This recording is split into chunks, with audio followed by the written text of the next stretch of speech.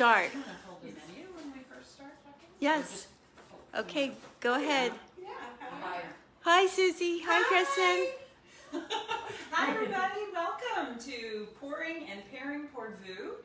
This is, I don't know, we were trying to figure out how many of these we've done. I think 5. I think this is our 5th Okay, one. all right, great. So if you're just tuning in, we do these usually on like the last Thursday of the month. It just depends what's going on. And we invite some wonderful dinner guests to join us. I pour the wines from the Vous collection. Susie pairs dishes to go with each one. And so we just have a lot of fun in the kitchen.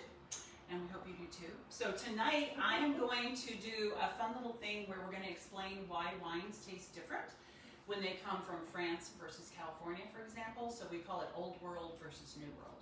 And we've got 4 beautiful wines. They're going to get to taste it. And Susie's going to cook some wonderful dishes and show you some tips and tricks. I always learn from Susie every time. But first, do you want to pan and show our guests here tonight? You guys wave to the camera. Thank you so much. We have Angie and Jennifer and David and Noelle. Yay. Thank you guys. Did I Thanks say it for right? us. Did I say it right? You did. No, You well, did. you got it right. I don't want to say it wrong. Yeah. All right, so I'm going to kick it off to Susie to get started on the food, and then we'll jump into the wines. Okay. I had a blast creating this menu for everybody, and so tonight we're doing a little bit of a Halloween thing, but it's a very upscale.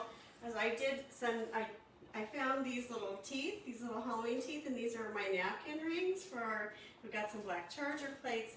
I actually made a menu to set down as well, so I've got that, and then what else? I've got some red roses, just a few of them here, just to kind of give that little glam effect. So our first course, the evening's offerings, are lemony globs from the sea, paired with I'll wait and let her tell you what you're pairing them with, but our second course, I just want to kind of tease you, because I want you to be guessing maybe what we're having, okay? So I didn't put that also known as. So lemony globs from the sea. Second course is pureed goblin stew, served with corny jack-o'-lantern muffins. And then our third course is filet of monster au poivre, roasted gnarly witch digits, and scream beans. Scream beans. Scream beans. And then we do have a dessert, which is black widow mousse topped with ghost poop and chopped spices. You did have fun. I had lots of fun. Okay. So our first course, I'm going to pop some things in the oven right now. I wanted to show you. This is our jack-o'-lantern muffins, and what I've done here is I have created a mix, the dry mix, and I'd like to show you this because you can actually make some of these if this is something you want to do over and over throughout the holidays. You can actually make your own little mix and keep them up there. Then you just have to mix in your wet ingredients. I'm going to do that. So there is some jack-o'-lantern in there, a little bit of cinnamon, there's some cornmeal flour, some cinnamon. I don't care for cloves, so I like cinnamon and ginger is what I put in. And one of the recipes said molasses, and I'm not a fan of that either. So I just put in what I like. So I just mix that up. It's that simple. And then I'm going to scoop these in and put them in the oven. And we'll go from there. So the next thing what I want to show you is the other thing I have in the oven right now is I have the gnarly witch digits. And I think a lot of times what people have a hard time with when they're cooking is getting everything to come out at the same time. So I do a lot of prep work. So I actually put my screen beans and my witch digits in a Ziploc bag. The Ziploc bags had them oiled up and seasoned, and then I was able to do that early on in the day and then just pop them out when I was ready to put them in the oven. So I'm going to pop these in, and here we go. Oh, can you go a little faster, please? Sorry. I like to use a scoop because that way I have more control over getting them to be even. Okay? I'm going to hit my timer.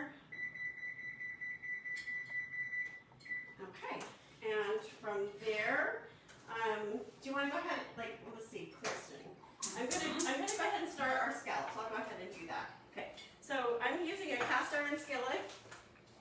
One of the things about scallops, most important thing, is to have them patted, like rinsed and patted dry, and then you can season them with your a little bit of salt. And if you can use pepper, but I really don't think it needs it, so I'm not going to do that. And I might want my pan really hot. I tend to, when you go to a restaurant, a really nice restaurant, they pop in your mouth. They should be tender and juicy, not overcooked. It's so easy to overcook shrimp and scallops. So what I do is I slightly undercook them. Okay, so when you think that they're not quite done, that's when they're done. And it's really important. But also it's important that they be dry, so they're going to get that sear on them, because we're going to sear them in the pan. So I'm going to put a little bit of olive oil. You can use, and I'm going to put a mixture of olive oil and butter. And on a skillet that can get really, really hot. We've got some butter here. And see how that goes.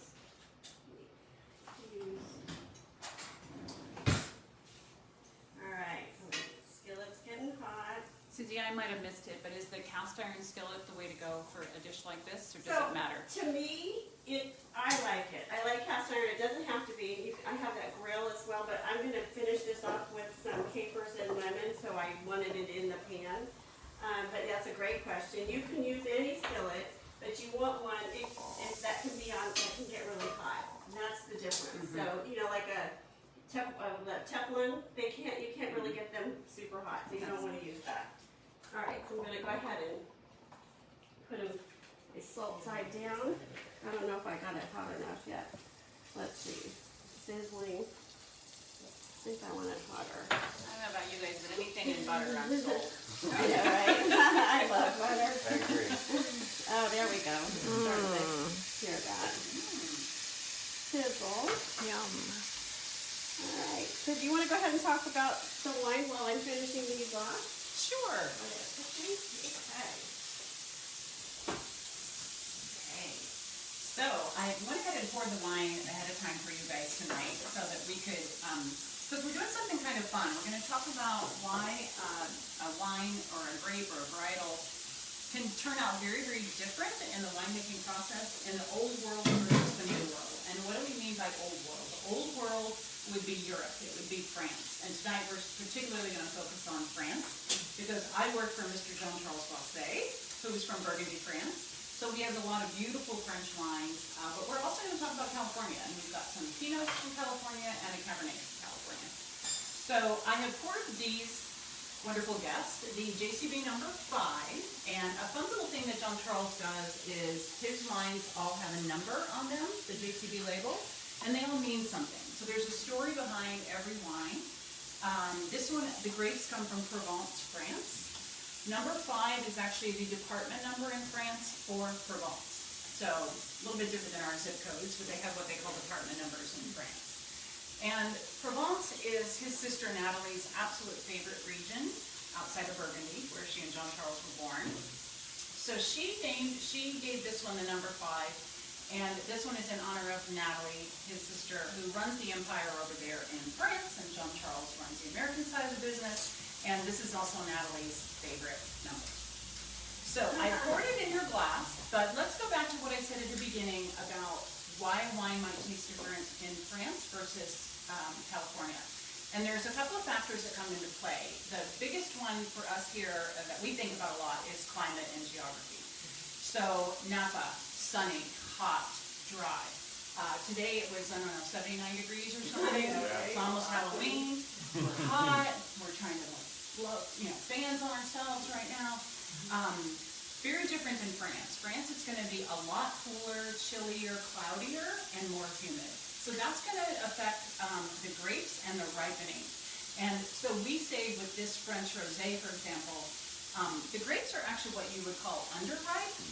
I never really knew that term until I was kind of researching this a little bit. But those make wonderful dry French, what we would call a French style rosé. Those grapes are underripe. Fast forward to California, they're going to be jammier, fruitier, more wow right out of the gate, right? So the other factor that comes into play besides geography, you guys can sip and swirl and smell this one. The other factor that comes into play would be the human factor. So winemakers in California have very different goals than winemakers in France. So if you're in France, you have been raised very traditionally. You believe that wine should be paired with food. It's meant to complement the food.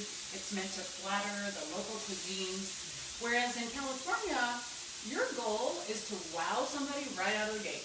You want it to taste good the minute you don't even need food. I mean, we drink wine, you know, have a glass of wine. We don't need food. I mean, I usually have food, but you don't need food. It usually makes me hungry. It makes me salivating. Like I'm smelling this stuff back here, and I can't wait to taste it. And the other thing for winemakers is in France, they're going to use very traditional methods. In California, we're kind of the wild, wild west. We kind of do a little innovation, modern technology. So climate and then the style and the goals of the winemaker.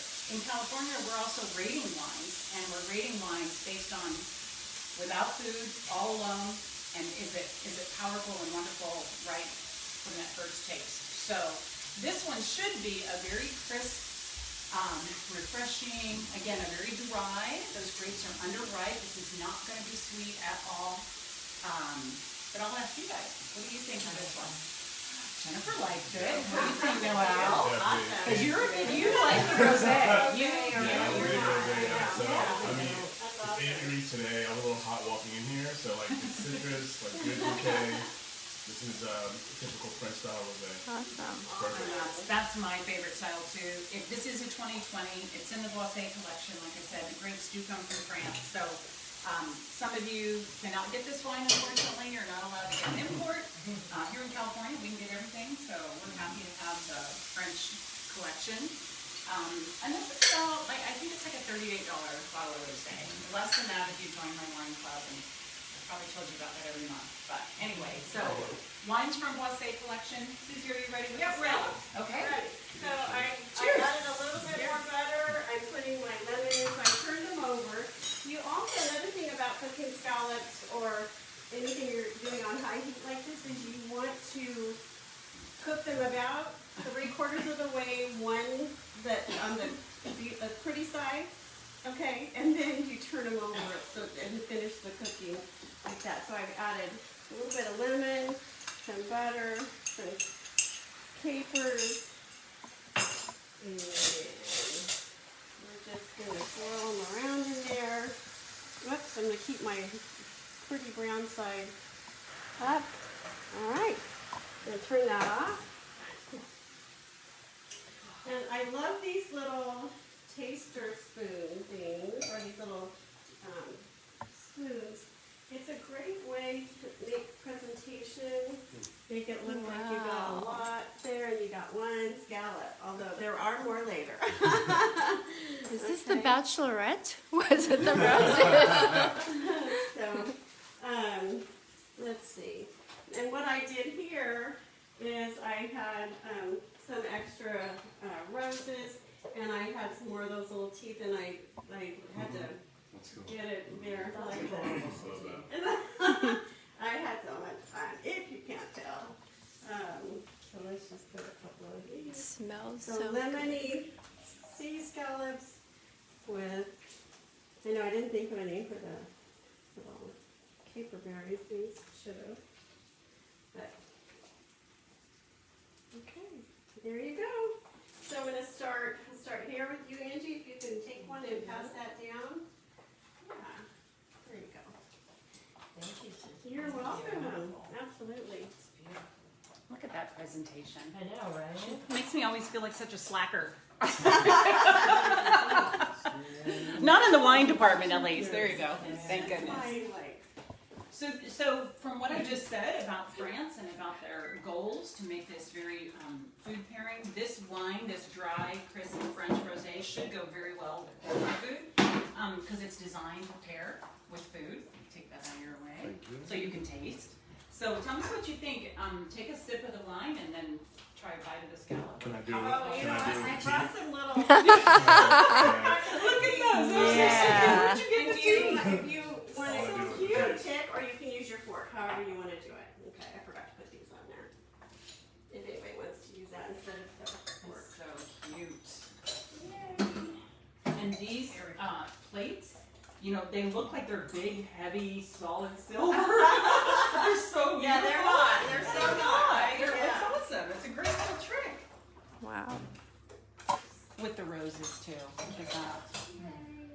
Okay, so I forgot to tell you guys this rosé. Can you guess the blend at all? So rosé can be made from anything. Remember we had a rosé a couple of months ago, maybe this last month. You can make it from anything. So this is actually I nicknamed it a GSC. So it's not a GSM. A lot of people have heard of GSMs, but this is Grenache, Syrah, and Cinsault. Three beautiful grapes. So That's nice and so.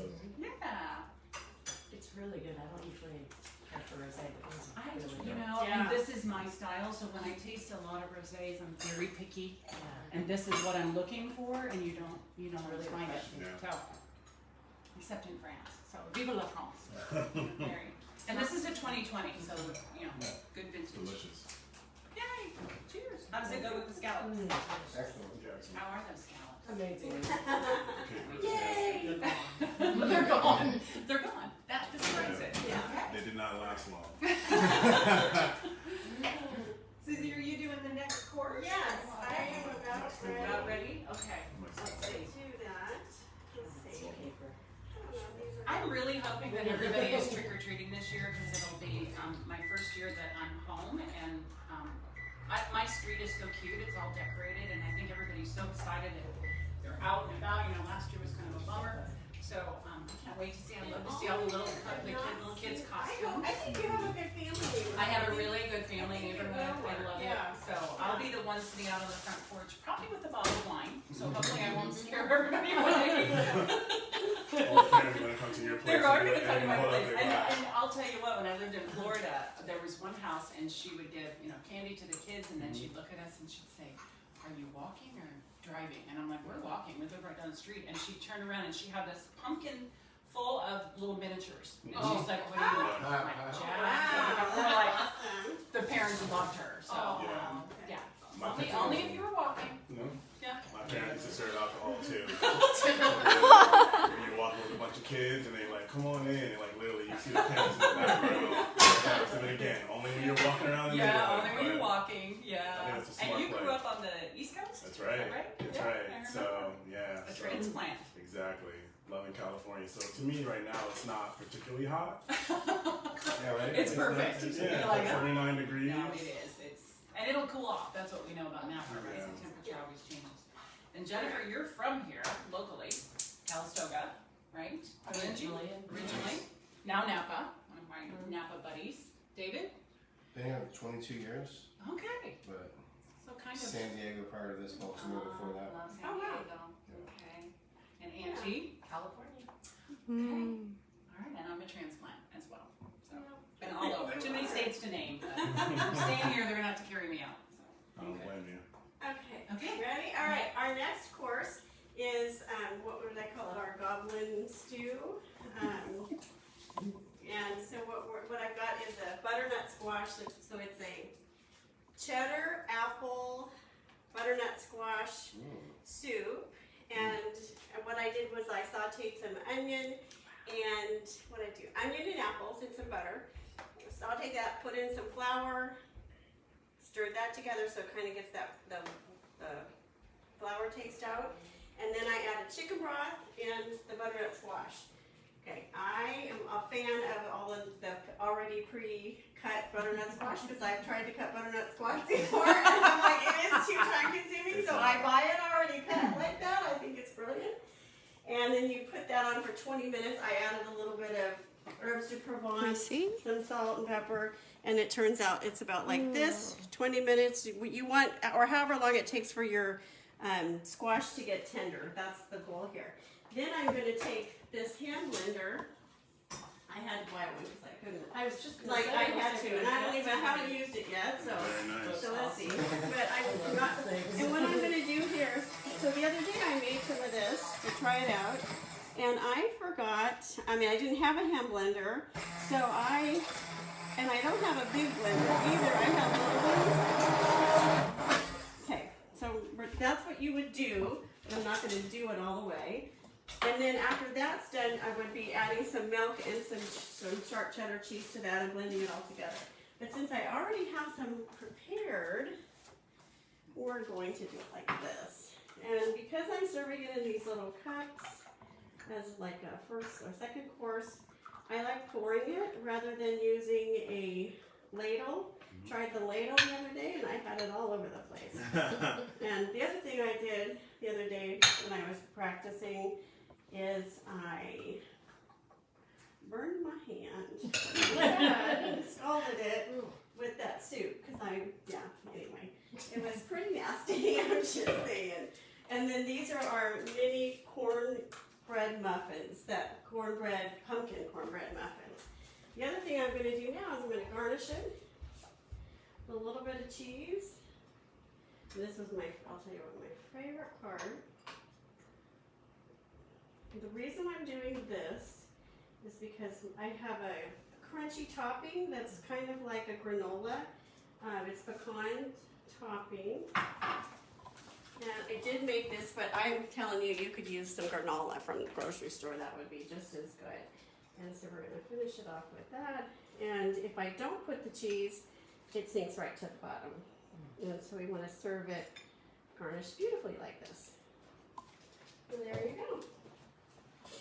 All right, I'm going to hand them over so I don't take What did you guys. call this on the menu, Susie? I called it goblin, what did I say? Goblin stew?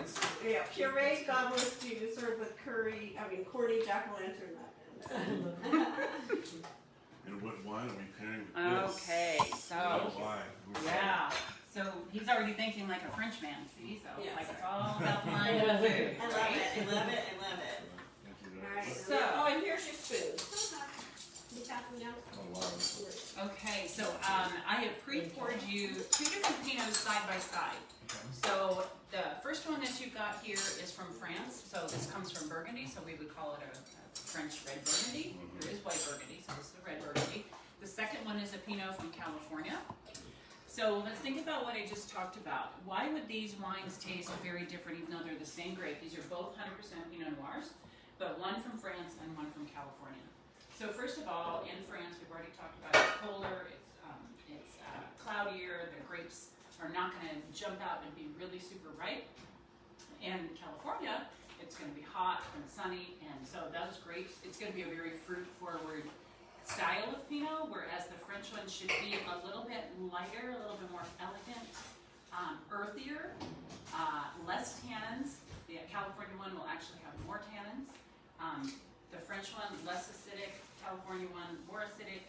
So even though they're the exact same Pinot, and nobody's wrong, by the way, if you prefer one over the other, that's fine. This is just personal style and personal preference, but it might help you. You know, if you're going to eat at a restaurant or you've got a menu and you're like, do I want the California Pinot or do I want the French red Burgundy? And they really are very, very different. So this wine, and you guys can taste these side by side if you want. Definitely smell them because I think you're going to even get a difference in the aromas, and then on the taste, definitely it's going to be different. So I forgot to pour myself some. I better rectify that. Okay, so I'm going to show you the bottle, Nina, because this one from France is actually from Jean Charles' father's original winery, Jean-Claude Boisset. This one was established in 1961. It's in Marcenay, which is the northernmost part of the Côte de Nuit. And Côte de Nuit is one of the most famous regions in Burgundy for really, really wonderful, superb, some of the finest wines in the world come from that area. So that's your style of Pinot for the French red wine. The Pinot from California that you're going to taste right next to it. Remember, sunnier, riper, bolder, probably more tannins. This is going to be from Deloche Vineyards. We've talked about Deloche before. It's a biodynamic winery over in the Russian River. But this particular vineyard is called Stubbs Vineyard, and it's just across the Sonoma County line over in Marin. So now we're talking, yes, it is cooler, you're gonna get those beautiful fog and those breezes, but it's still not as cold as France. So believe it or not, that's gonna make a difference. So, but if you like the more Burgundian style Pinots, this is gonna be closer to what you like on the California side of things. So, I love Deloche wines personally. It's one of the first, it is the first winery that John Charles bought when he came to California. And I actually was a club member at Deloche before I ever even heard of John Charles or Raymond, where I work part-time. I love their Pinots. I just think they're beautiful. And we've had some of those before. So, you guys tell me side by side, do you have a preference? Do you taste the difference, first of all, between the French and the California? Okay, so tell me what you're tasting. I gotta catch up. I mean, for sure, the French Pinot is lighter, less like lighter body. I mean, I can look at this and tell if I'm putting these side by side, it's definitely lighter in body. I think depends on what your style is. I can see the American, the Deloche, not overpowering food, but just complementing it in a different way. Versus the French style, you probably don't like. This won't overpower your food for sure. And Pinot, in my opinion, to me, always goes with food. Yes. Like overall. Yes. Like so to me, I think the French one is what I prefer. It's just a lot more drinkable to me, and it pairs better with food. And which is what it's designed for, right? So that was their goal in France, were to make wines that complement the food, flatter the food. We've talked before about Pinot Noir being that kind of universal, wonderful grape that you can eat with anything. Whether it's chicken, sometimes fish. People think you can't drink a red wine with fish. But yeah, and we talked about what a difference the seasonings and the sauces make. Really, it's not so much like what protein are you having, it's how is it, being prepared, what sauces are you using. So Susie's got, cheese in this dish, she's got pecans, she's got corn. Those are gonna stand up really, really nicely to the French Pinot because those are savory flavors. Whereas the American Pinot, and I gotta tell you, I love Deloche and I love their Pinots, but this is gonna be a jammier, fruitier. So if you like that, nothing wrong with that. It's just this doesn't need food. I'm gonna say the French one complements the food. Agreed. And I haven't even had the food yet. Yeah, Now look me at too. me, I'm two-fisted. Right? Okay. Wow. Is it? Yay! So good. Yay! I love it. Oh, wow. I don't think I actually have had this one before from Jean-Claude. So it's fun to try it. We only have 150 wines. I'm not quite got through all of them yet. I wouldn't remember them if I did. It's right? a Yeah. valiant effort, I gotta tell you. And he's always introducing something new too. But this is pretty. Yeah. Is it just pecans? No, it's pecans and oatmeal. Oh, yeah. Oh, it is like It's a almost, pecan. it's Really like a really pecan like a pie. granola. Oh, It really, okay. really is. Yeah, Yeah. definitely. Even the And this smell. is just, this So- isn't elegant. Really good. Our next dish is gonna take a little while to cook, so I'm gonna, if it's okay, I'm gonna go ahead and talk about it, and then I'm gonna be behind the scenes cooking here. So Okay. I do have my gnarly wood digits in the oven, and I've got my string beans, and they're in here cooking away. And I've got my pan really hot here. This is our, what did I call it? I have to keep looking at it, I should remember. Filet of Monster au Poivre. So, since we are pouring and pairing pour Vous, I like to do some of the French kind of names and things like that. So this au poivre means pepper. And I make this with pork as well, pork tenderloin. Today I'm actually using filet mignon. You can use any kind of steak, it doesn't matter, it's whatever you prefer. So what I've got is, this is my favorite, this is McCormick Peppercorn Medley Grinder. It has 3 different settings, so you want to have the biggest ones. You want to have it really nice and big here, and it takes a long time to do that. There's so many ways. You can use the coffee grinder, you can do anything you want to. I'm just saying, I find things like this just convenient, and I really like this. Has an interesting flavor that it adds to it. It has allspice and green peppercorns, and it's just a tiny little bit of different. So yeah.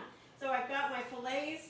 I left them out for room temperature. I salted them, I've got them dried as well. And now I'm gonna put a lot, oh, I know it looks like a lot, but it actually works, okay? And so I'm gonna do that. I'm just gonna do one side with the pepper. I don't think we need them both like that. Probably could, there we go. And that's gonna be the side we put down first. So to my pan over here, remember if you've watched this before, I always talk about this will set your smoked alarms off, and it will start this if you know in a place like this. So I have my smoke detectors removed for this. Okay, and I know, don't tell the fire department. But we need to and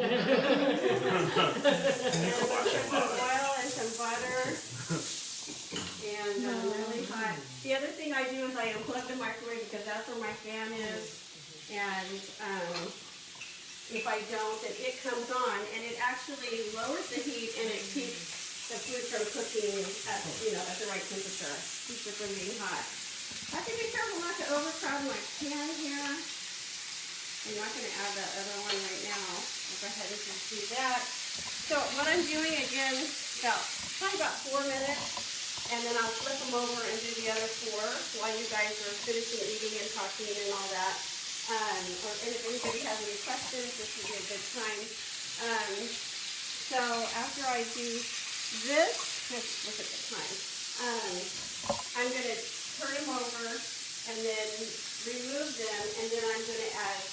Deglaze my pan with some cognac, and I'm going to use Hennessy, and then I'm going to, and it'll flame, so that's another thing you have to be real careful. So I've got my lid here right here, right? Okay, and then the other thing, and then I'll add the cream, and it'll just make a nice sauce that goes over your meat. Where's your fire extinguisher, Susie? It's actually ready. I really do have one. Just in case. I didn't. It's okay. It is. I do have one. I might need it. I don't even think I would know how to use it, so. No, I do. when I You do. So. no, when I have a question, do I raise my wine glass or raise my hand? Yeah, that's good. Raise your hand. You have a question? Yeah. So where does your passion for food come from? That's a great question. And I don't really know. Honestly, my mom was a single woman. She worked and she didn't I just always loved cook. I don't know. When I was 9, I cooked my first meal. So she came home from work and she said, I said, Mom, I met her out there. I'm so excited. I made dinner and she's thinking, she had a bunch of frozen things like fish sticks and things like that. And she's like, oh, are you having this? Are you having that? I said, I had literally made 9. Okay, I had made fried chicken. I don't know how you have to do that. I just had watched enough my grandma or whatever. Made fried chicken and mashed potatoes and corn. Boy, Mom was just really blown away. Yeah. So when I was 13, I tossed my mom out of the kitchen. A good cook, but not a great cook. So I said, Mom, I like to do this. Let me do it. So I would cook the dinner every night, and then she would clean up and make the salad and set the table. We kind of reverse role. It worked for me. It really did, yeah. And then over the years, I worked as a banquet waitress, server for about 10 years in my 20s, and I learned the art of presentation. I just love little details, like the tiny little details of the papers and all that stuff. And I learned so much from working there. So I don't know, I just love it. I love to entertain. I love to serve. I love to serve and see people enjoy my food and that kind of thing. Thanks for asking. Of course, I love that. You do it so well, Susie. Thank you. That's a good John Charles question. We always ask people, how did you find your passion? How did you? I wish I could make a living doing this. That's what I really want to do. It's coming. It's coming. Right. I love this so much. I can't even stand it. It's amazing. So, go ahead and turn that back up. So while these are cooking, you guys can go ahead and chat and tell, if you got anything else, like any other questions, go ahead and thank you. Okay. Yeah. So you've got a few minutes on the red meat. Yes. Okay. So we've had our rosé, we've had our Pinot. We talked about why French rosé is such a specialty because of the underripe grapes and the dryness. If you're just tuning in, I'm Kristen Cook. I'm your Napa wine wench. I work for Jean-Charles Poisson. Yes, I really do have a page, the Napa wine wench. And Susie class is in. You can follow her. She's got recipes posted. She's got some great videos from, I don't know, how many years, Susie? Lucky, about 7 or 8 years. Yeah. Yeah. Videos. And Great tutorials. I love to watch them. Real quick. That Good sear. And you can't get that in just any skillet. You have to have one that can really stand up to the heat. So. Agreed. Yeah. Okay. So, what goes good with red meat? And here we are in Napa Valley, so I'm going to guess Cabernet. Yeah. Okay, so I have poured them one of my favorite wines. I haven't worked part-time. I'm fortunate enough to have been hired by Raymond Vineyards when I first moved here 3 years ago in 2018. I moved August 1st and I started working at Raymond's like September 1st. So, my very first harvest, it was exciting. I was new to Napa. I mean, I'm not new to Napa, I come here to visit. And just couldn't think of a better place to retire and move to. And you're surrounded by beauty, and you're surrounded by grapevines, and you've got wonderful people that love to eat and drink wines. This is kind of like my heaven. So, Raymond is known for their very powerful, intense Cabernets. Roy Raymond started his vineyard back in the 70s. He was actually a winemaker at Beringer Vineyards for about 30 years. Married Martha Jane Beringer. So Grandpa decided he needed to be head winemaker and learn how to make wine, and he did. He was a great winemaker. He never called himself that. He called himself a farmer. He was very humble. We've got pictures of him at Raymond, and when John Charles bought the winery in 2009, he didn't change that Raymond style. He really honored it. He loved that tradition. We have a beautiful wine called Generations that's passed down. It celebrates the 5 years of winemaking at Raymond. But this particular wine is a Cabernet. So why would a California region make a Cabernet that is world-renowned? And there's a couple of reasons. Let's go back to our beginning when we talked about the climate. So you may not know this. Cabernet grapes, if you've ever gone out on a vineyard or looked at them or picked them or tasted them, they've got really thick skins compared to a lot of other grapes. So what do you need to ripen those grapes? You need a lot of sun. You need a lot of sun, and that's what California has. So, and I don't know if any of you have ever watched The Judgment of Paris or learned about what happened in 1976, but the California cab from Stade Louis beat the French wines. And that was unheard of. Nobody thought California was going to make it happen. So we're celebrating a Napa Cab tonight. You guys get to taste this. You're going to have it with your food.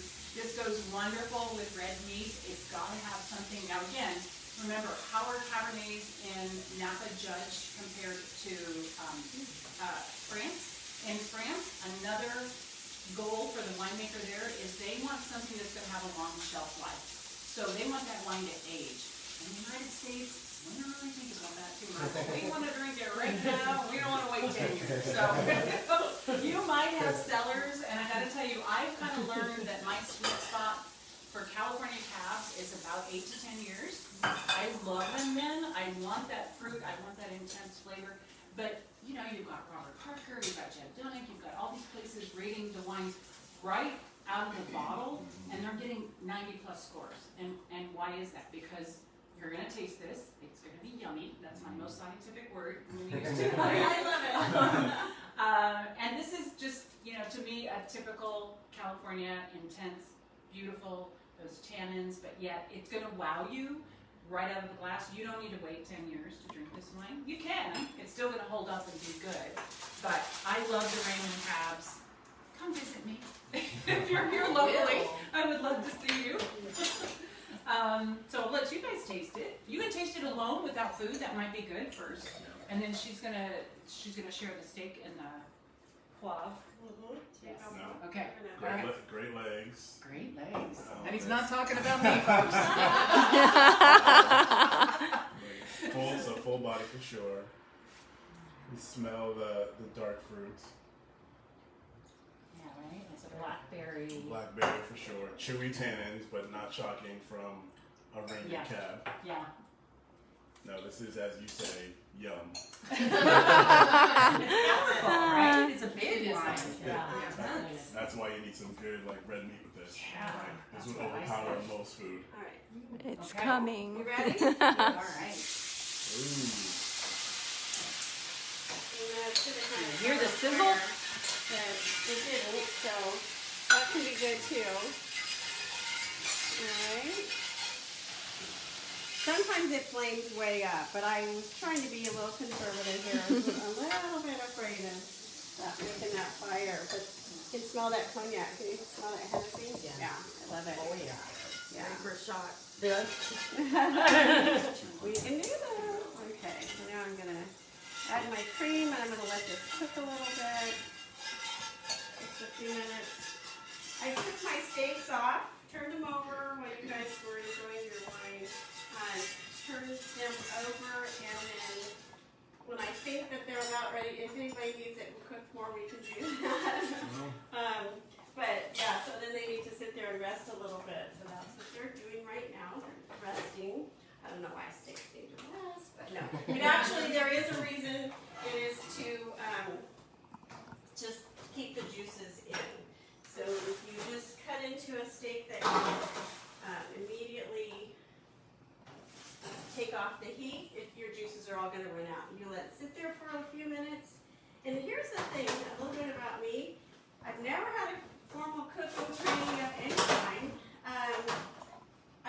I'm not very patient when it comes to stuff like going to classes because I always want to be way ahead of the instructors and way ahead of everybody else. So I'm self-taught, and I just like to do it my way. So that's kind of my story of my life. I would do it my way, right? She's taught me a lot of good shortcuts. I was gonna Like say, good, yeah, like she keeps it simple but delicious. Yeah, Susie, why would you roast kind of your vegetables versus steam them or cook them in a pan? Just curious. I actually really like the roasted flavor. Oh, I do. And I do steam them sometimes as well. Part of this was it was easy to do it in the oven while everything else was happening, right? That's another reason. It's about spacing things out. I never thought of roasting them, and I think that's awesome. Time saver. Oh my gosh, one of my favorites is roasted is butternut squash, Brussels sprouts, and whatever other kind of things like that you want to do. It's a great thing to roast. Yeah.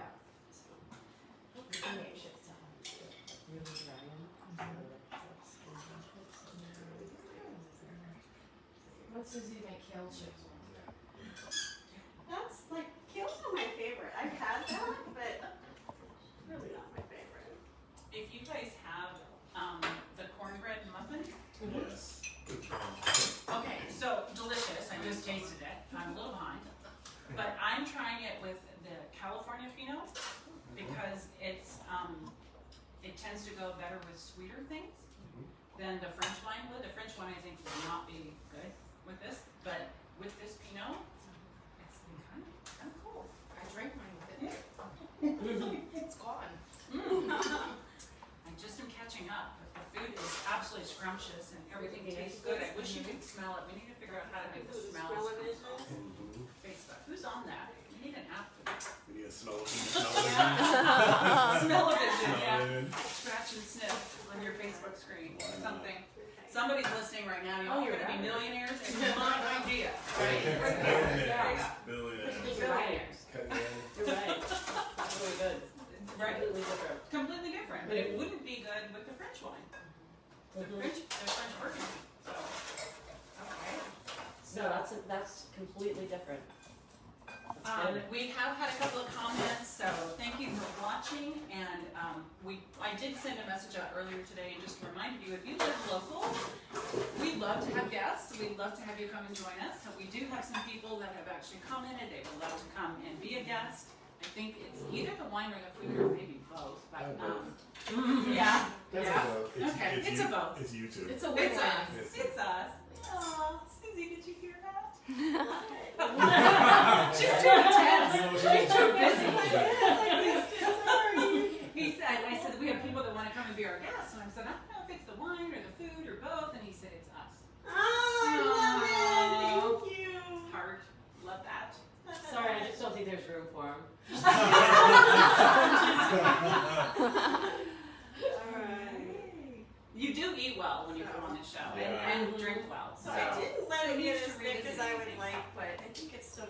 dessert. So You good? After Okay, the after steak. the cab. After really the cab. big ones for the guys here. I'm gonna, if you don't mind, I'm gonna go ahead Yeah, and me go too. around. All right. So these are my favorite new dishes. They're called plate bowls. Kind of a same thing on the.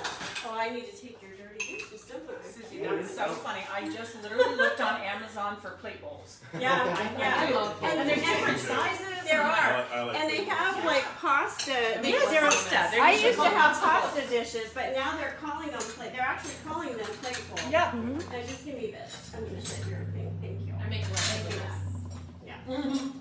And then, but I just think it's the smartest thing. And I don't know why anybody didn't think about that before. But I had some pasta bowls that we used for years and years and years. You gotta describe that steak to me. Yeah. Thank you. So hopefully it's not too rare or not too. Let me know if you need me to put it back in and cook it a little These more. were perfectly, you can tell. Because I'm not really great at that, but I'm getting better as I practice more. So California cab, The seasoning. Oh my god. the this is so- seasoning, this is so the good. steak. Yay, yay, yay. I mean, a little heaven on earth, right? Exactly what we need for fall. I know. Yeah, there we What a go. wonderful treat. Thank you so much. So if you're in a cold climate right now, you want this. It's still about 80 degrees here, but still, I'm gonna suffer from it. Yeah, that's what we do in Napa, right? Nothing. He says it's will even be good in the cold climates. Yeah. But right now it's warm, so we're not really suffering. No, it's perfect. Okay. Oh my gosh. You know what? Let me do this really fast. Ooh. And then She always because surprises us with it's dessert. gonna take a while for you guys to eat and talk more about wine. But and I know we're gonna wanna sign off here, so let me show you what I've got here for our dessert. I've taken, this is something called pastry pie. I whip it. It's very similar to Cool Whip, so you can use Cool Whip. I put some vanilla instant pudding powder, right, without doing anything to it, and then some Oreo cookies. So this is our Black Widow dessert there. Oh Oops, my let me get gosh. and then you can have a little bit. Black Widow, that was a good movie. Speaking of. Speaking of, where's my Fun. scissors? What did I do with my scissors? Dang it. Scissors. Yeah. Looking. Well, Let's here, see. I can do something else. I'll cut it with a knife. I do want to add a little bit of, I put some of that in here. I'm going to add a little bit of whipped cream. And then this is our ghost food marshmallows. Yeah. So when my kids were growing up, I used to give some pretty nice Halloween parties for I the kids bet. on the block. And one year we had Black Widow cake with ice cream with chopped spider legs. So these are just those little jimmies. Aww. But it was funny because I want to say at least 10 years after that, when they would say, I want some ice cream, I want some chopped spider legs. So chopped spider legs stayed in the family I love for that. a really long I time. love And that. I love that. I think that's a kind of a fun little thing for kids. You know, like growing up, it's that tradition kind of thing that you call it something different. Yeah, so, yeah. Makes it so important. Yeah, so that would be our Yummy. dessert. Yes. Okay, you can do that with anything. Yeah. If you wanted to do Seems ice really cream or whatever. I just happen to have some of that stuff, and I thought, I was going to use it up, and we'll have dessert. So Of course you enjoy did. your dinner. Yeah, don't drink the So- Cabernet with that. Yeah. Not be a good We parent. do have. We probably have some after dinner. Well, happy Halloween, everybody. Yeah. We're so Yeah. glad you tuned in. Thank Super you fun. so Susie much. always posts the recipes later on the site, so check back I'm a if you little want to behind, know. but if there's one that's really important to you, let me know because I'll get it out to you. And I'll post the link in case there's a wine that caught your fancy tonight, or if you want the whole flight. I think for 4 wines it was like $150, so pretty reasonable for Napa and French wine. Absolutely. Again, you gotta live in a state that allows you to have the French wines. But Okay. anyway, Yeah. cheers. Cheers, And we will see you next everybody. month. Cheers. Thank you. Bye-bye. Cheers. Cheers.